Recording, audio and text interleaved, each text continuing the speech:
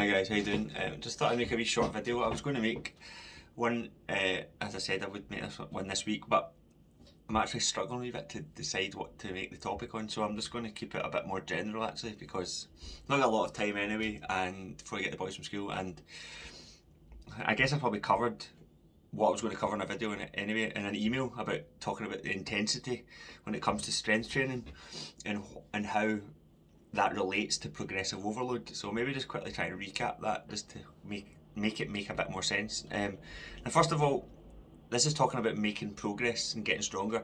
I understand that that's not always going to be the case. Like you can't just train to always get stronger and always make progress. Like life, I understand life's not like that, and sometimes it's like things take a back seat. Training takes a back seat. Sometimes you regress, and other things become more important, like priorities like change, or there comes a point where it's sometimes like exercise although it can be great for mental health, occasionally the thought of doing it is actually just puts more of a burden on you. And when there's that sort of times in your life, sometimes you are better just saying, you know what, I'm just not ready right now to train and exercise, so I'm not going to feel guilty about it, and I'm not going to put pressure on myself to find time for it. Right now it's just not what I need or want.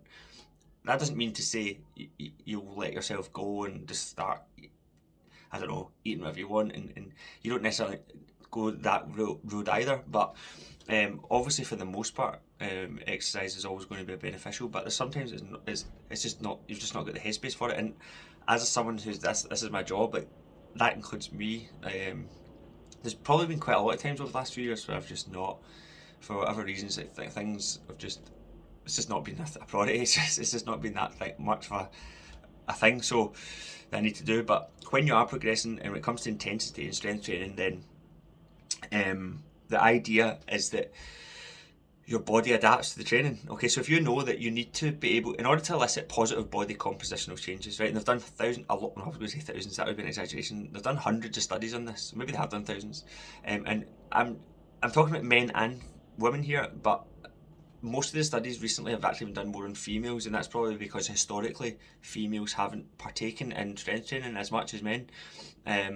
But some of the most recent studies have been really wide studies, like lots of participants, female participants, and what they found was that strength training and resistance training was the most effective way to promote positive changes in body composition, which is like increase strength, essentially increase muscle mass, like lean muscle mass, and that is to do with the intensity of the resistance that you're using.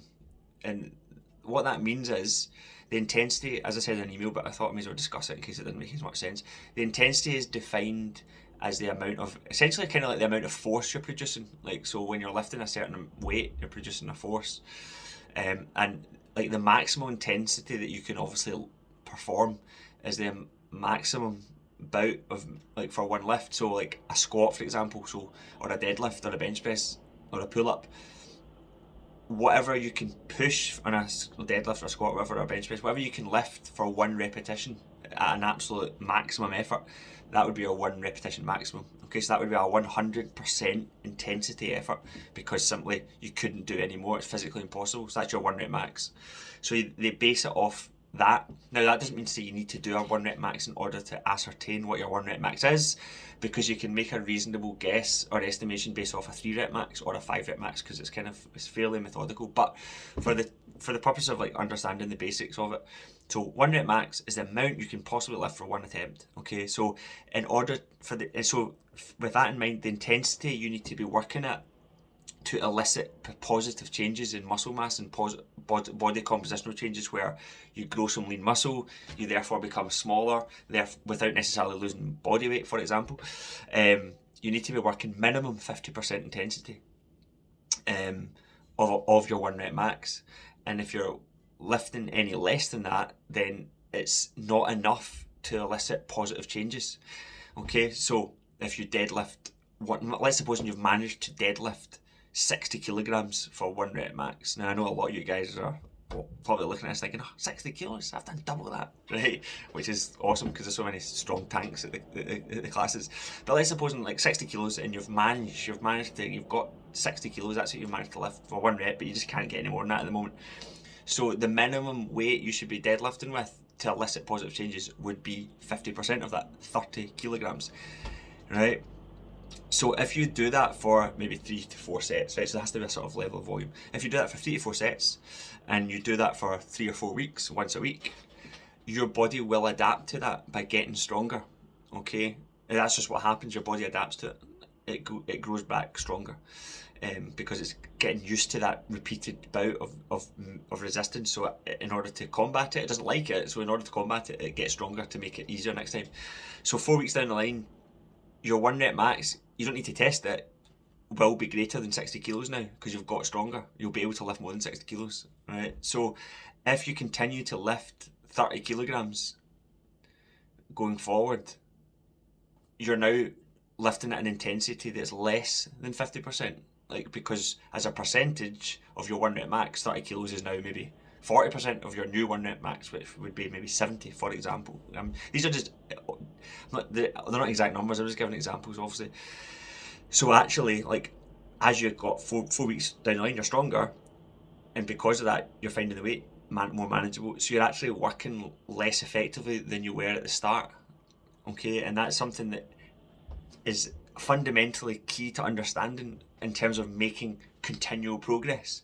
So that's why people plateau a lot. So if you maybe get a good bit of strength 4 weeks in, 6 weeks in, you're feeling good, and then you don't really get much stronger after that, it will almost certainly be related to the intensity in which you're moving the weight, or whatever exercise it is. You're just sticking to this exact same thing all the time. And that's the whole concept of progressive overload in a nutshell. It's about constantly ensuring on a sort of monthly basis, okay, I would say monthly is usually the traditional cycle of how it's set up, constantly ensuring that every month you're reassessing like your movements and what you're lifting in order to make sure that you're keeping the intensity at minimum 50%, because if the 50% is here, if you keep the weight exactly the same and the reps exactly the same, then week 2 the intensity is going to drop to there, week 3 it drops to there, and week 4 it's here compared to here if you've not changed anything. So that's why it's really important that you have to know the weights you're lifting, you need to take note of them. So the beauty of the squats, for example, has been that we've kept the reps the same, we've kept the sets the same, we've kept the eccentric tempo the same, 5 seconds. So all you need to do is keep note of the weights. So if you've kept the same weight for the last 4 or 6 weeks, then your intensity looks like this. It's going down. You're working less hard as it goes on. You're not, because everyone's been doing it right? So the good news is, so you've maybe been doing this. So although the weights in the bar are going up, the intensity's maybe remained the same as it was the first time you ever did this, and that's not a bad thing. Like, the intensity can remain as long as it's remaining because you're responding to your increased strength. So the weight's going up, but the intensity stays the same. Okay, so that's again really basic example. It's not as simple as that. It's not as linear as that, but that's the idea of what intensity is all about, and why strength training and progressive overload are fundamental. Because every single type of training you do, like if you do the same thing all the time, you will never get anywhere. Yes, you can maintain a level, and that's great. And like I said, I'm talking specifically about when you're really trying to, like, maybe you've got a really good period in your life, you've got a 12-week focus, and you know that you can focus on getting stronger, and you feel good mentally, and everything's in place. Then that's when the sort of magic can happen. Okay, and that's what's happening for a lot of people. I can see it, and it's been really enjoyable to watch. And we've still to go to the next level, which is like dropping the reps and increasing the weights and dropping the sets and dropping the tempos and stuff. So I hope that makes a bit of sense. I hope it makes a bit of sense. So there's been thousands of studies done about this, and that is the key. This is how you want to improve, like, body composition, but that's not the fundamental main reason to do this. Like, the fundamental main reason to do this, I would say, is that strength is the one thing that, like, we lose as we get older. 30, 40, 50, 60, 70, we just gradually get weaker and weaker. That's the sign of aging. That's what defines aging, really. If you think about it, it's like the infirmity, the falls, the less robustness, the less ability to produce power, to run fast, to jump. We can't do any of these things. Like, well, some people can, that's the thing. But these are the things we get not as good, or we could become less capable of. And that is why, unless you intervene and try and prevent that process, or at the very least slow it down, and that's why like strength training has to be, or should be, a really like major focus for anyone who's wanting to maybe try and like prolong or slow or reduce the aging, or slow down the aging process, the physiological aging process. I guess like that would be one of the biggest physical interventions you could make, would be to strength train. And in some cases, and I've seen it often, a pretty miraculous thing happens, and that's not that people slow down a process of strength deterioration. They actually get stronger. They go the other way. So yeah, I better go. I've got to go and get the boys. James, this is James's room. I prefer his room. It's nice and comfy and stuff. So that's it. Aye. Any questions, just ask. Cheers. You're doing great.